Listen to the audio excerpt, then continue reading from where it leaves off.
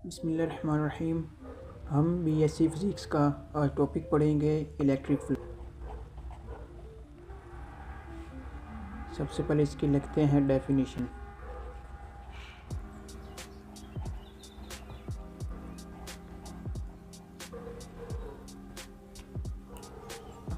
सबसे पहले तो आपको ये पता होना चाहिए कि ये एक लैटिन वर्ड है जिसका मतलब है फ्लोइंग। तो इसकी डेफिनेशन ये बनती है, the number of feed lines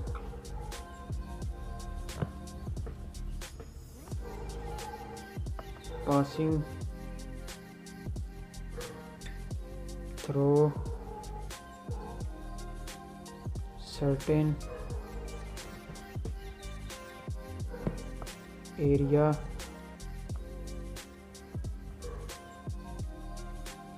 element, इसे कहते हैं इलेक्ट्रिक फ्लक्स, यानी the number of feed lines passing through certain area element. इसकी एक मिसाल ले लेते हैं, आपको समझ नहीं आएगी। हमारे पास एक एरिया होता है, इसे नाम देते हैं मतलब ए। इसमें से जितनी भी इलेक्ट्रिक फील्ड लाइंस पास होती हैं यानी फ्लो होती हैं,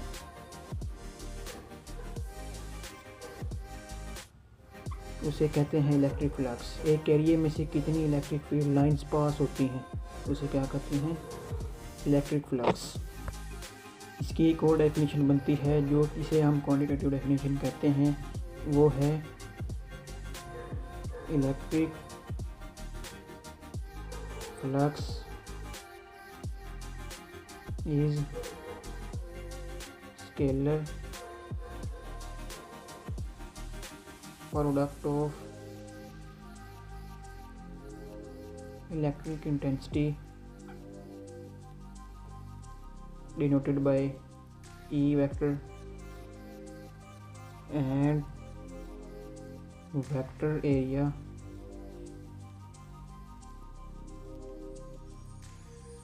A, वेक्टर एरिया A। अब मैथमेटिकली इसका फार्मूला क्या बनेगा, हमने ऊपर पढ़ा भी है। इलेक्ट्रिक फ्लक्स को इस तरह से डिनोट करते हैं, हमने पढ़ा था scalar product of electric intensity, जो कि वेक्टर से होती E और वेक्टर एरिया A। और जब स्केलर प्रोडक्ट को ख़त्म करते हैं तो उसके बाद हम E A cos of theta लगाते हैं। जैसे हमारे पास होता था work done is equal to scalar product of force with displacement. जब हम डॉट को ख़त्म करते हैं तो आता था F D cos of theta. इसी तरह ही ये हमारे पास ई ए कॉज ऑफ थीटा है। अब हम इनके स्पेशल केसेस को पढ़ते हैं। केस 1 में होगा मैक्सिमम फ्लक्स। मैक्सिमम फ्लक्स कब होगा, यानी जब हमारे पास एरिया इस तरह से परपेंडिकुलर हो जाएगा। आपने पहले पढ़ा था इस तरह प्लेन पड़ा होता था, अब हो गया परपेंडिकुलर किसके, इलेक्ट्रिक फील्ड लाइंस के, यानी इलेक्ट्रिक इंटेंसिटी के। इलेक्ट्रिक फील्ड लाइंस इस तरह से हैं, यानी इस तरह से इसके ऊपर ये परपेंडिकुलर है। तो क्या यहाँ हम लिखेंगे when area is held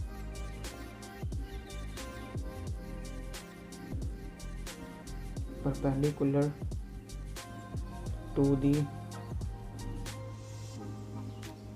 electric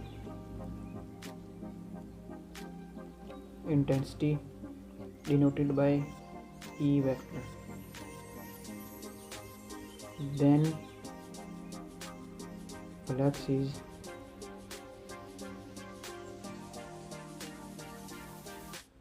maximum।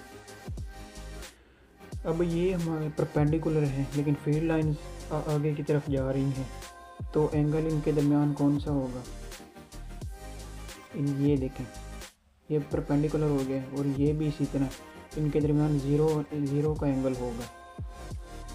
तो electric flux is equal to E dot D और E D cos of theta.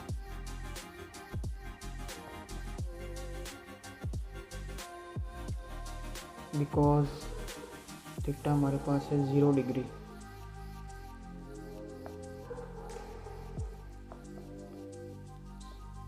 Due to cause 0 होता है 1।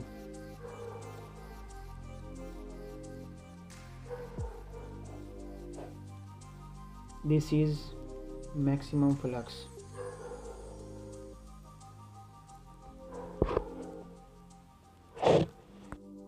अब हम पढ़ेंगे मिनिमम फ्लक्स, यानी जो है वो जो हमारे पास वेक्टर एरिया था वो इस तरह प्लेन पड़ा है, ऊपर से इलेक्ट्रिक फील्ड लाइंस जा रही हैं। इसकी जो सीमत है वो ऊपर की जानिब और इलेक्ट्रिक फील्ड की इनकी इस तरफ है, तो इनके दरमियान एंगल कितने का बनेगा? 90 एंगल का। तो when area is held perpendicular to the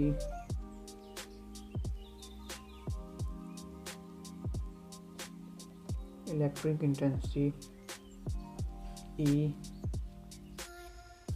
then flux is minimum angle between them is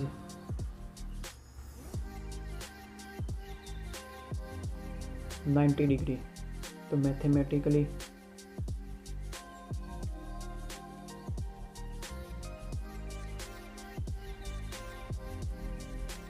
cos 90 हमारे पास होता है 0।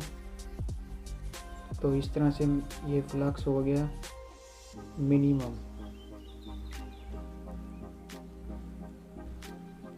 ये हमारे पास दूसरा केस था। अब केस नंबर 3 है एरियाज इंक्लाइंड विद लाइंस, यानी ये हमारे पास एरिया है, ये लाइंस के साथ इस तरह से इंक्लाइंड हुआ हुआ है। तो हम लिखेंगे यहाँ पे when area is inclined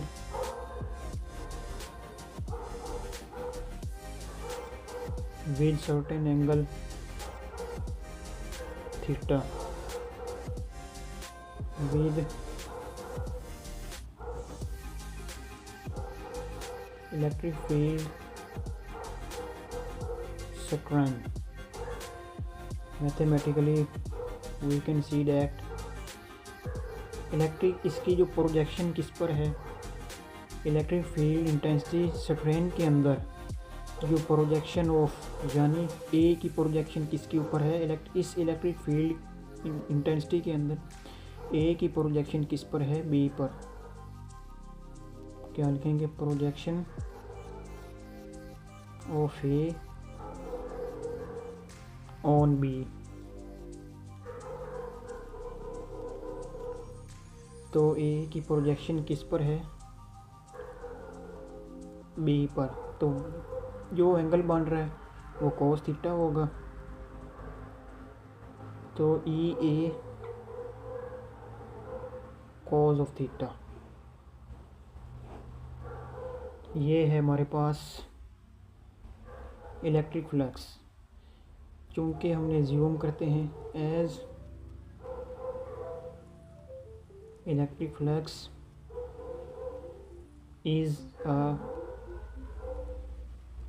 scalar product, so it is a